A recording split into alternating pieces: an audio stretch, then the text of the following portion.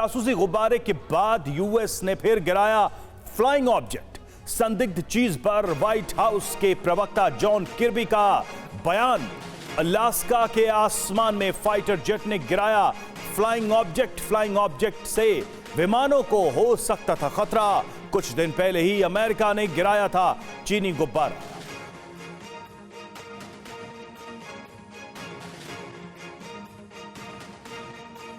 तो इसके पहले बलून, चाइनीज बलून को मार गिराया गया और अब देखिए एक और फ्लाइंग ऑब्जेक्ट जिसको लेकर जानकारी, बड़ी जानकारी सामने आ रही है, जिसे मार गिराया गया है, जिसे शूट आउट किया गया है। तो लगातार एक हफ्ते के भीतर ऐसी घटनाएं अमेरिका में, अमेरिका के फ्लाइंग स्पेस में ऐसी चीजें हो रही हैं। निश्चित तौर पर अमेरिका की चिंताएं बढ़ी हैं। पहले चीन का जासूसी गुब्बारा और उसके बाद ये फ्लाइंग ऑब्जेक्ट नजर आया। फ्रीडम ऐप से सीखकर आप मधुमक्खी का पालन करते हैं क्या? अगर ऐसा है तो आप अपने शहद को 1 करोड़ फ्रीडम ऐप के जो ग्राहक हैं उन्हें बिना किसी खर्चे के आप उसे बेच सकते हैं। तो इस नए फ्लाइंग ऑब्जेक्ट से अमेरिका में हड़कंप है। हालांकि इसे मार गिराया गया, यह जानकारी अमेरिका के अधिकारियों की तरफ से दी गई है।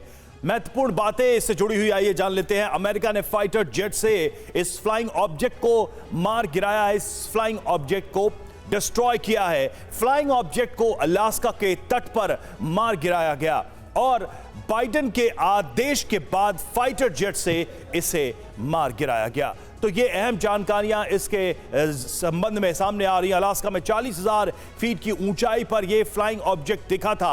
एक छोटी कार के आकार का यह फ्लाइंग ऑब्जेक्ट था जिसे अब मार गिराया गया। फ्लाइंग ऑब्जेक्ट जासूसी गुब्बारे की तुलना में काफी छोटा था, इसका साइज कम था। फ्लाइंग ऑब्जेक्ट के मलबे को जमा किया जा रहा है और जो अमेरिकी अधिकारियों ने जानकारी दी उसके मुताबिक इसका जो मलबा है वो पानी में गिरा और उसके बाद उसे कलेक्ट करके और जानकारी जुटाई जा रही है। मनीष हमारे साथ इस वक्त हमारे सहयोगी जुड़ चुके हैं। मनीष, क्या है ये नया फ्लाइंग ऑब्जेक्ट, इसके बारे में और क्या जानकारी मिल रही है? बिल्कुल, देखिए सबसे बड़ी बात तो यही लगती है कि अमेरिका के लिए ये फ्लाइंग ऑब्जेक्ट जरूर मुसीबत का पहाड़ है, क्योंकि अभी थोड़े दिन पहले उन्होंने एक चाइनीज बैलून को मार गिराया था और उसके तुरंत बाद अमेरिका के एयर स्पेस में एक बार फिर एक ऐसा फ्लाइंग ऑब्जेक्ट जो उनके लिए इस हद तक बड़ी मुसीबत लेकर आया कि व्हाइट हाउस में प्रेसिडेंट बाइडेन को ये फैसला लेना पड़ा जिसे भी मार गिराओ।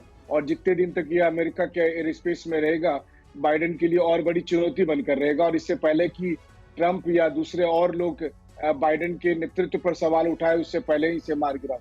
लेकिन सवाल ये है कि अगर बार बार अमेरिका के एयर स्पेस में फ्लाइंग ऑब्जेक्ट्स या इस तरह की चीजें आ रही हैं, तो क्या इसका मतलब है कि कहीं कुछ और ज्यादा बड़ी चुनौती तो नहीं है?